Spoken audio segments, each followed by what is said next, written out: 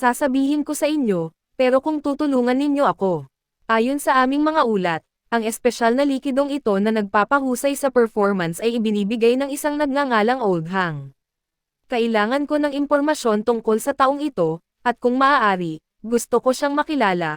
Pagkatapos ay idinagdag niya, anyway, malinaw sa kompetisyon ngayon na nanalo ang team ko. Aalis na ako. Lumipat ang eksena. Natagpuan ni Luchin ang sarili niyang pumapasok sa isang horror game. Kitang-kita ang pagkagulat ng lahat ng kalahok. Anong klaseng lugar ito? Tanong ng isa. Palagi bang nagbabago ang lokasyon? Sambit ni Luan, madalas talaga ang mga pagsubok na ito. Mukhang ang secret realm na ito ay may higit sa isang may-ari. Sa sandaling iyon, lumitaw ang isang misteryosong figure at kinausap ang grupo, makinig kayo. Nakikita ninyo ang daan sa likod ko. Kailangan ninyong akyatin ito bago lumubog ang araw. Kung magawa ninyo, mabuti. Kung hindi, mamamatay kayo. Naisip ni Luan, kaya ito ang entry test para sa clan, tulad sa deity world. Nagpatuloy ang figure, mayroon kayong halos 3 oras bago lumubog ang araw. Sulitin ninyo ang panahong iyon at umabot sa tuktok. Isang sobrang tiwala sa sariling lalaki ang sumulong, tabi.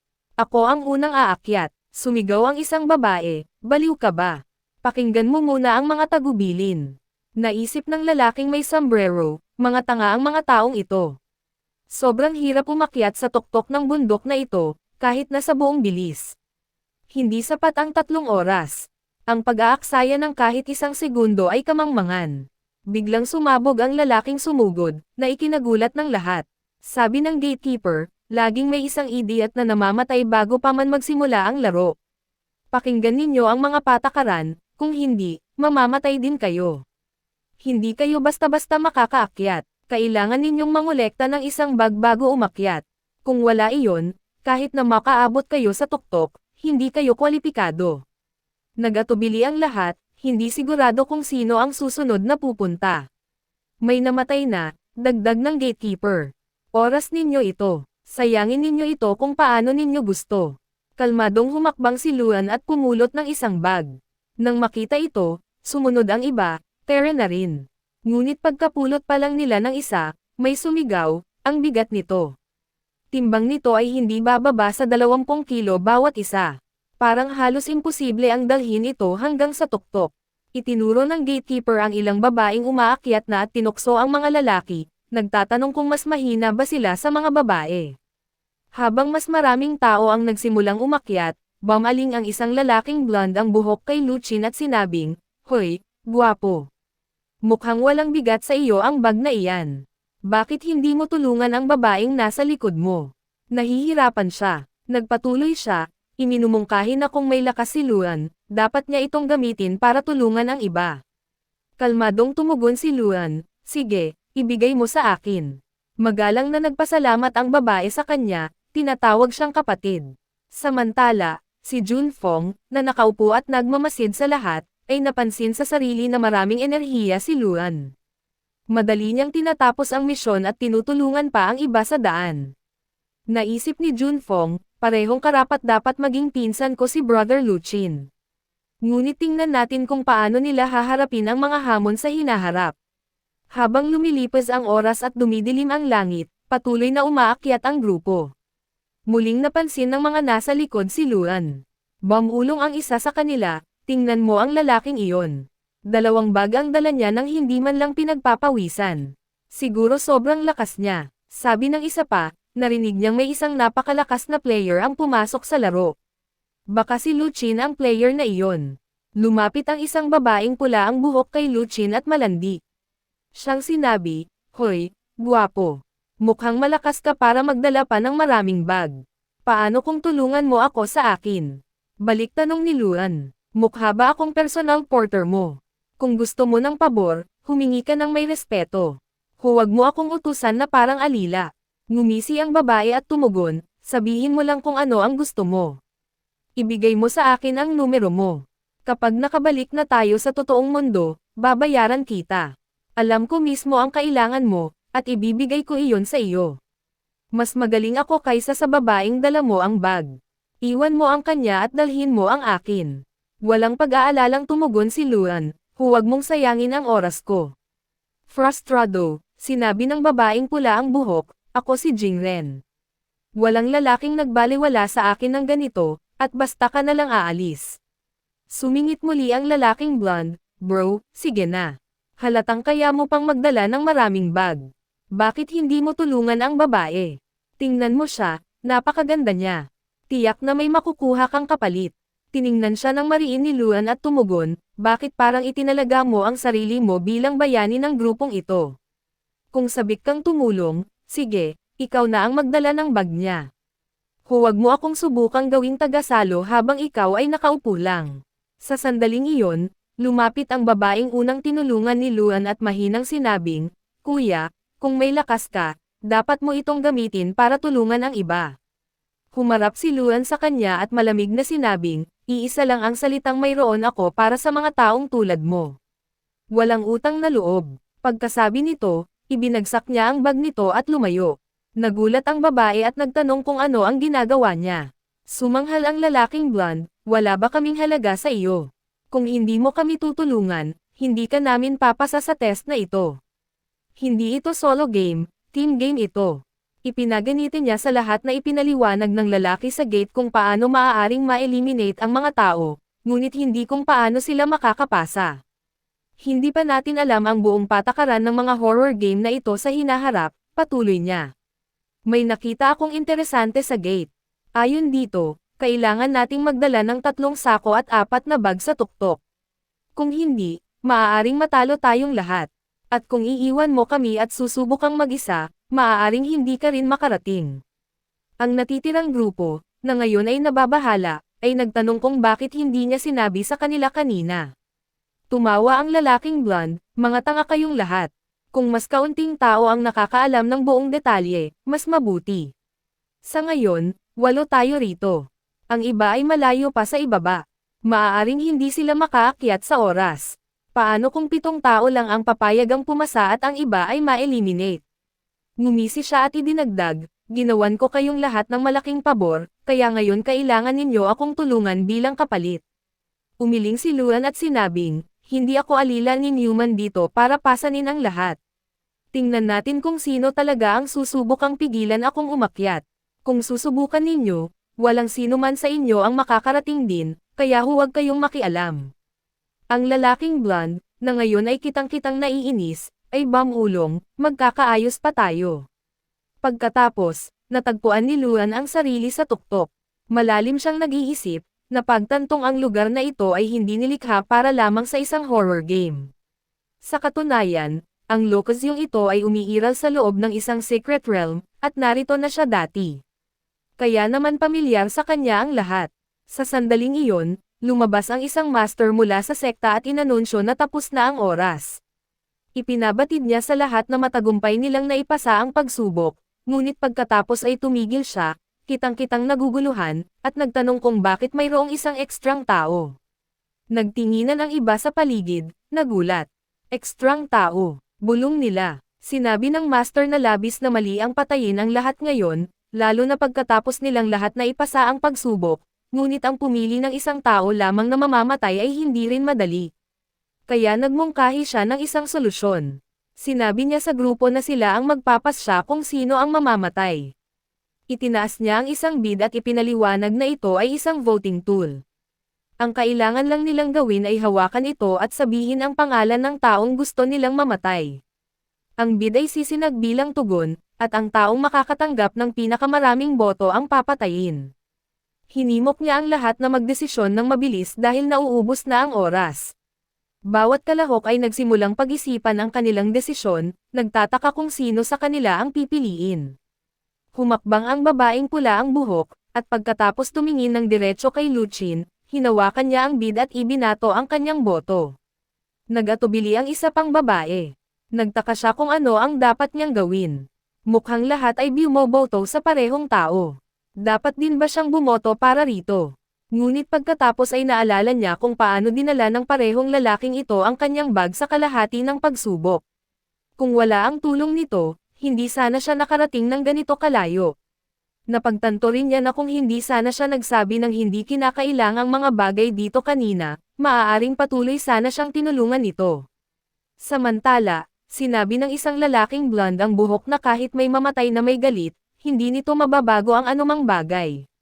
Kaya iminungkahi niyang walang saysay ang pag-iisip sa isang taong malapit ng mamatay. Pagkasabi nito, ibinato rin niya ang kanyang boto. Nang matapos ang botohan, inanunsyo ng master na lumabas na ang resulta. Nakita niyang lubhang interesante ang resulta. Sa kabuuang 8 boto, 7 boto ang ibinato para sa parehong tao. Kalmadong pinagmasdan ito ni Luan. Sinabi niyang hindi siya nagulat na gusto siyang patay na ng lahat. Gayunpaman, ang ikinagulat niya ay kahit siya, tinutukoy ang isang partikular na babae, ay bumoto laban sa kanya. Nagsimulang magtanong ang babae kung bakit hayagang ibinunyag ang mga resulta. Sambit ni Luchin na tunay ngang kamangha-mangha ang kalikasan ng tao. Hindi mahalaga kung sino ang tumulong sa iyo noon o kung sino ang nangako sa iyo ng magandang kinabukasan. Palaging pinipili ng mga tao ang kung ano ang makikinabang sa kanila sa kasalukuyan. Ipinaganitin niya rito na tinulungan niya ito, gayunpaman pinili pa rin nitong iwan siya. Tumugon ang babae na hindi mababago ng paninisi sa kanya ang anumang bagay. Kahit hindi siya bumoto laban dito, 6 pa rin ang boto nito. Bukod dito, idinagdag niya, bakit niya kakalabanin ang iba pang grupo para sa isang taong tiyak ng mamamatay. Sa sandaling iyon, lumitaw si Junfo at direktang kinausap si Luan. Sinabi niya ritong huwag siyang panghinaan ng loob sa galit ng iba. Tinanong niya kung naisip na ba ni Luan kung bakit labis siyang kinamumuhian ng mga tao. Mga estranghero sila, ngunit siya pa rin ang naging target nila. Binati ng master na nakatayo sa malapit si Junfong, tinatawag itong Holm. Malamig na tumugon si Luchin, sinasabing wala siyang pakialam sa iniisip ng isang kawan ng mga langgam tungkol sa kanya. Ngumisi si Junfong at sinabing hinahangaan niya ang kayabangan at pag-uugali ni Luo Chen mula pa sa simula. Tahimik na nanood ang babaeng pula ang buhok, naguguluhan. Nagtaka siya kung ano ang nangyayari at kung paano tila kilalang kilala ng lalaking nakaputing kamiseta ang mga organizer ng laro. Nagpatuloy si Junfong, sinasabing matagal na niyang gustong makitang nakaluhod at umiiyak si Luan. Iyon ang magiging pinakadakilang sandali niya. Ngunit tumugon si Luchin na sayang lang dahil hindi kailanman masasaksihan ni Junfong ang ganoong bagay. Hinamon niya si Junfong na ipaliwanag kung paano niya planong pasukuan siya. Ayon kay Luchin, hindi sapat ang lakas ng mga patakaran ng laro para paluhurin siya. Tumugon si Junfong na siya ang nagpahintulot kay Luchin na pumasok sa mga horror game noong una pa man. Iginigit niyang walang paraan na magiging ganoon kalakas si Luchin sa loob lamang ng 2 round. Pagkatapos ay nag-alok siya ng demonstrasyon. Tinawag ni Junfong ang lalaking blonde ang buhok at inanunsyo na tatanggap ito ng banal na biyaya. Habang nagsasalita si Junfong, ibinuhos niya ang kanyang enerhiya sa katawan ng lalaki. Bulalas ng lalaking blonde ang buhok na nakakaramdam siya ng hindi kapani-paniwalang enerhiya na dumadaloy sa kanya. Ibinagsak ang kanyang kamao sa lupa, idineklara niyang pambihira ang kapangyarihan. Ang impact ng kanyang suntok ay nagpalipad pa ng mga piraso ng bato patungo mismo kay Junfong. Nagpapasalamat na nagpasalamat ang bata kay Junfong sa bigay nitong kapangyarihan, ngunit kasing bilis din nito, binalingan siya ni Junfong at winasak ang bata. Nanatili ang lahat doon nagulat, hindi matanggap ang nangyari. Samantala, galit na sumisigaw si Junfo, binato ako ng idiot na ito. Alam ba niya kung gaano kamahal ang coat ko? Nagngit-ngit si Junfo at mapait na bamulong, siya ang uri ng taong isang bagay lang ang nararapat, kamatayan. Pagkatapos ay mayabang niyang idineklara, tumingin kayo sa paligid. Para akong Diyos dito, lahat ng nakikita ninyo, ang buhay ninyo, ang lugar na ito, kahit ang mga bato ay akin. Gaano man kayo kahirap, walang saysay ang lahat. Pareho lang ang inyong kahahantungan, kamatayan. At ang malaman na ako ang kumokontrol sa inyong kapalaran ay nakakakilig sa akin. Ang panoorin ng isang mayabang na tulad mo na dahan-daang mamatay, iyon ang tunay na entertainment. Habang siya'y nagmamaktol, biglang humakbang si Luan at sinampal si Junfong sa mukha. Napasinghap ang karamihan sa hindi makapaniwala. Kahit si Junfong ay hindi maintindihan ang nangyari. Naisip niya sa sarili, anong nangyayari dito? Sinampal ba ako ni Luan? Imposible iyon. Ako ang naging bite sa kanya sa larong ito. Pangalawang beses pa lang niyang pumapasok sa mundong ito. Sinubukan niyang panatagin ang sarili, iniisip, isa pa lang siyang player, samantalang ako'y sumali na sa sekta bilang hallmaster. Dapat ay napakalaki ng agwat ng kapangyarihan namin. Ngunit bago pa siya makapag-isip, sinipa siya ni Luan at nagsalita ng may kalmadong paghamak. Alam mo, dati akala ko mayroon kang talagang kahangahangang kapangyarihan. Pero ngayon ko lang napagtanto na sinayang mo lang ang oras ko. Kasalanan ko iyon. Talagang naniwala akong may mararating ang isang tao mula sa pamilyang Sean. Mukhang basura lang kayong lahat. Si Junfeng, na ngayon ay dumudugo at galit na galit, ay sumigaw, hayop ka. Pakawalan mo ako, o tiyak kang mamamatay. Sa sandaling iyon, kumulog sa langit. Isang kidlat ang bumagsak patungo kay Luchin, ngunit itinaas lang nito ang isang kamay at tumigil ito sa ere. Nang inig si Junfeng, ang clan master, parating na siya. Ligtas na ako ngayon. Ngunit kalmadong tumugon si Luan, hindi siya para sa iyo. Nandito na siya kanina pa. Naghihintay lang ako kung kailan siya magpapakita.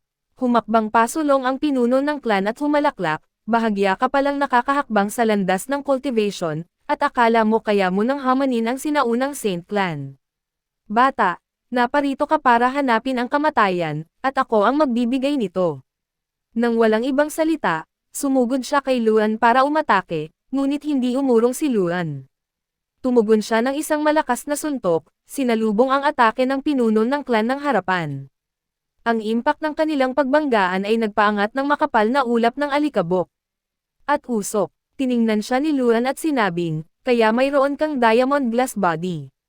Iyon lang ang dahilan kung bakit ka nakaligtas sa suntok ko. Nanliit ang mga mata ng pinuno ng clan at bumulalas, kahit na mula ka sa Earth, paano ka nagtataglay ng kapangyarihan ng Divine Realm? Mula sa sidelines, hindi makapaniwalang nanonood si Junfeng. Bumulong siya sa sarili, ano ba talaga si Luchin? Baguhan lang siya, hindi ba? Pangalawang laro pa lang niya ito, kaya paano siya nakatayo ng kalmado laban sa pinuno ng clan? Hindi niya nakikita kahit bahagyang takot sa mukha ni Luo Chen. Sa katunayan, mukhang ang pinuno ng clan pa ang nagsisimulang magpakita ng senyales ng nerbiyos. Samantala, iniisip ni Luo Chen sa sarili na ang pinuno ng clan ay nagtataglay ng diamond body, isang teknik na dating ginagamit ng mga sinaunang Diyos. Sinasabing ang pagmaster sa diamond body ay maaaring gawing halos hindi magagapi ang isang tao, na may parehong hindi matitinag na depensa at nakamamatay na atake. Nahirapan si Luan na paniwalaan na ang isang maliit na clan na tulad nito ay maaaring magtaglay ng ganoong makapangyarihang kakayahan. Nangatuwiran siya na kung totoo ang kanyang hinala, kung gayon ang horror game ay hindi nilikha ng clan na ito lamang.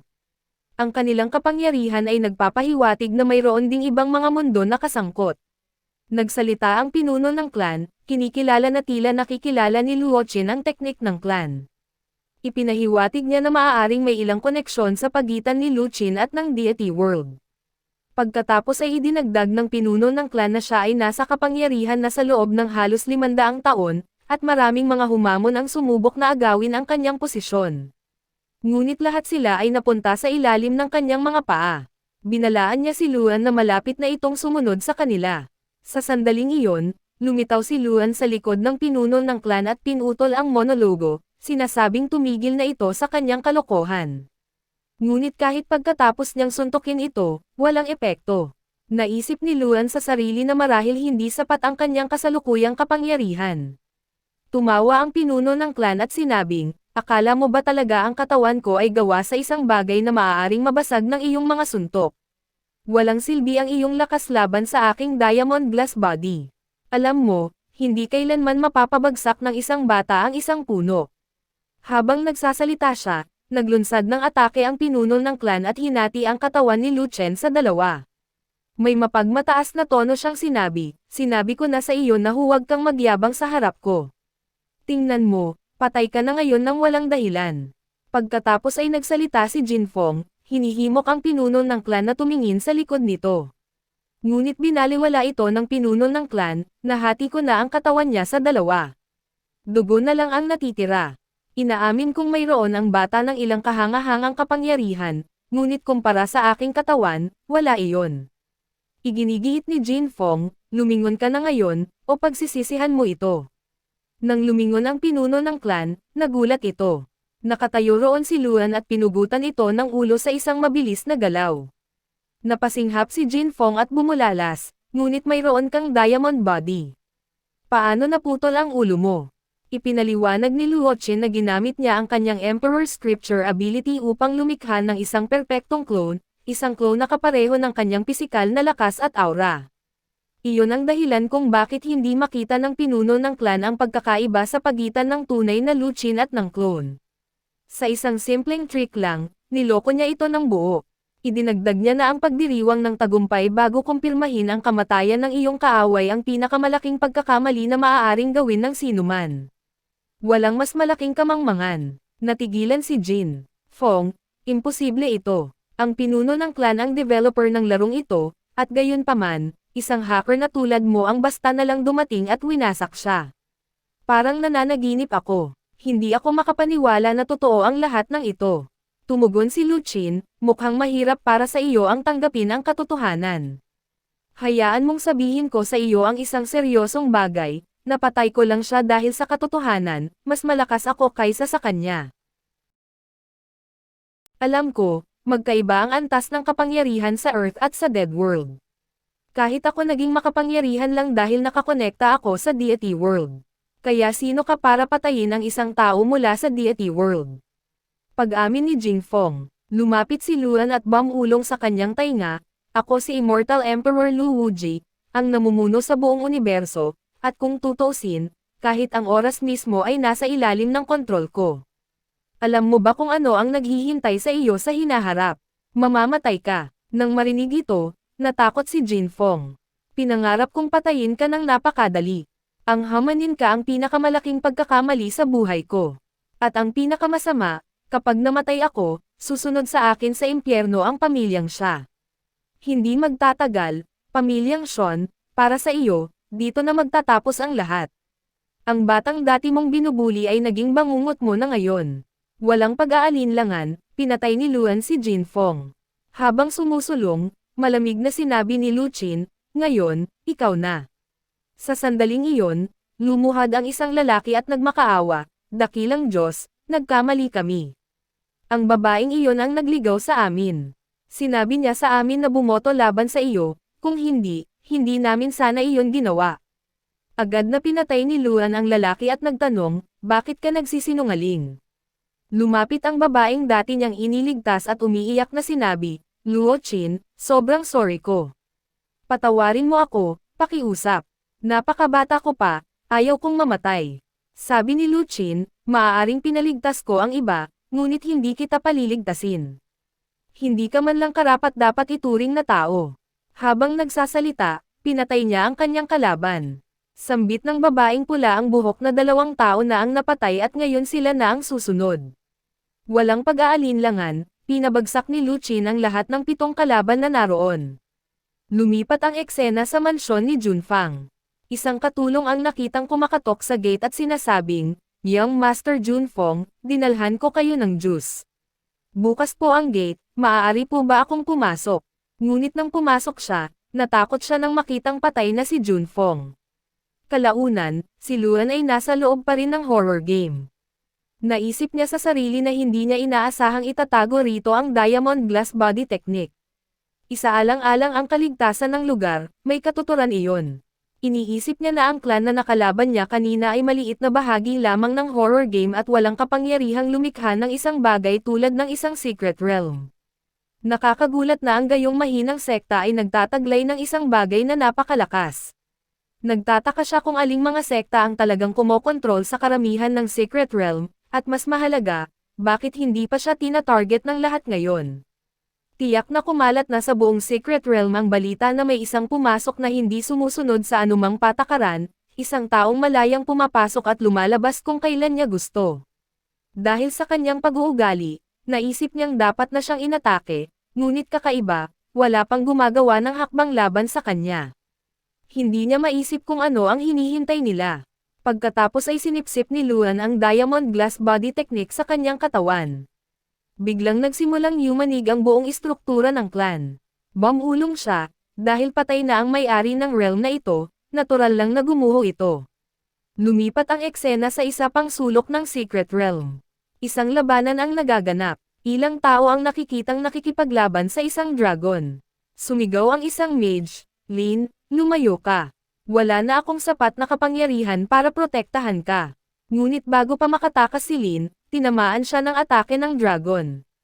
Punong-puno ng pighati ang mage at sumigaw na pinatay ng halimaw si Lin at hindi niya ito palalampasan ng hindi napaparusahan. Naglunsad siya ng isang magical sword attack sa dragon, ngunit, sa isang ungol lang, madaling naharang ng dragon ang kanyang atake. Sumingit ang isang knight at sinabing, Olivia, kumalma ka. Lalong mo lang pinupukaw ang dragon. Wala kang makukuha sa ganitong paraan. Inamin ni Olivia na minamaliit nila ang misyon. Ipinaliwanag niya na para makatakas sa Secret Realm, kailangan nila ang isa sa mga kaliskis ng dragon, ngunit kahit ang paglapit lang sa dragon ay tila imposibleng gawain. Sa sandaling iyon, pumasok ang isa pang lalaki at sinabi kay Olivia na hindi niya alam ang buong kwento. Ipinaliwanag niya na ang lahat ng kasalukuyang nasa realm ay mga ace player na nakaligtas na sa mahigit 100 horror games. Nagtanong siya kung ang isang laro na ibinigay sa ganoong karanasang mga player ay talagang madali. Pagkatapos ay ngumisi siya at idinagdag na ang mamatay sa tabi ng isang magandang babae na tulad niya ay isang kakaibang uri ng kasiyahan. Sinabi niyang wala siyang pagsisisihan kung mamamatay siya ngayon. Si Olivia, na halatang naiinis, ay sumagot, sa tingin mo ba ito ang tamang oras para magbiro?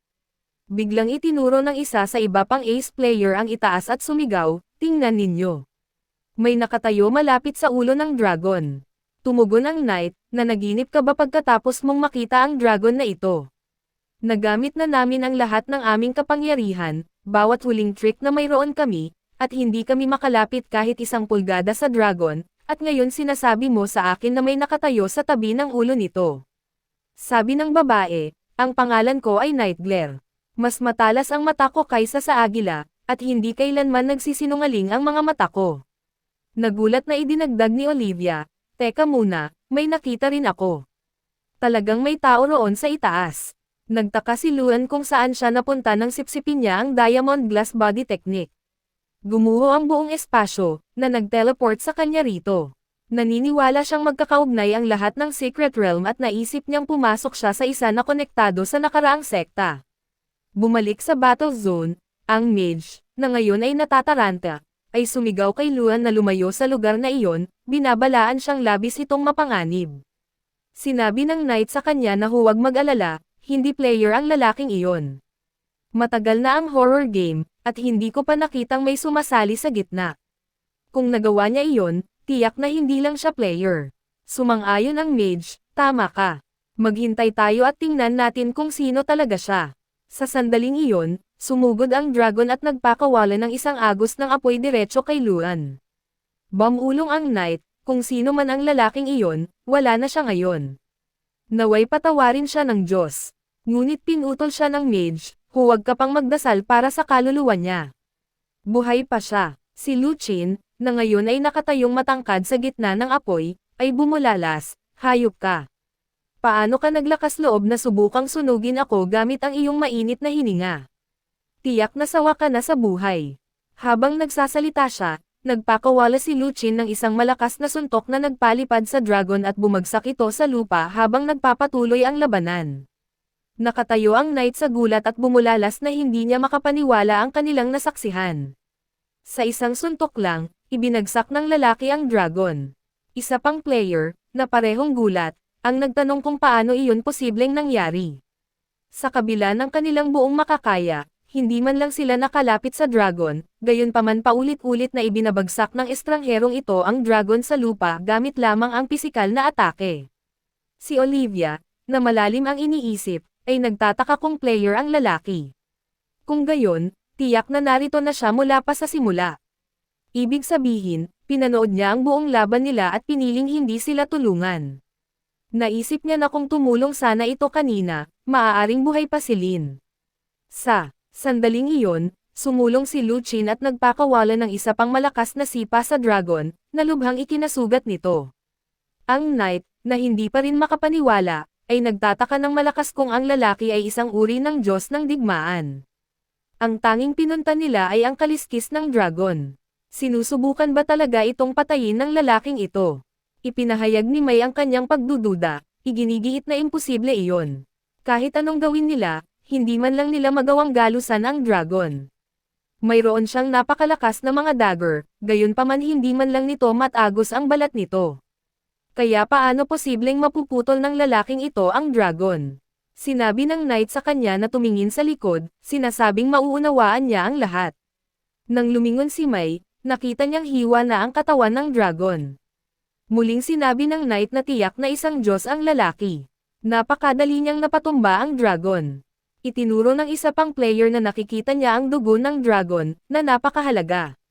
Hiniling niya kay Olivia na ipahiram sa kanya ang kanyang mahiwagang bote para makakolekta siya. Samantala, nagtataka si Olivia kung sino talaga ang lalaking ito. Mukhang isang tao mula sa silangan. Talaga bang ganoon kabaliw ang kapangyarihan ng mga tao mula sa silangang rehiyon? Paano nangyaring hindi pa nila naririnig ang tungkol sa isang taong ganoon kalakas sa laro? Iniisip ni Luchin sa sarili na hindi niya man lang napagtanto na nakikipaglaban siya sa isang dragon, at hindi lang basta-bastang dragon. Hindi ito isang bagay na artificial na nilikha sa laro. Ito ay isang tunay na dragon na hinayla mula sa totoong mundo.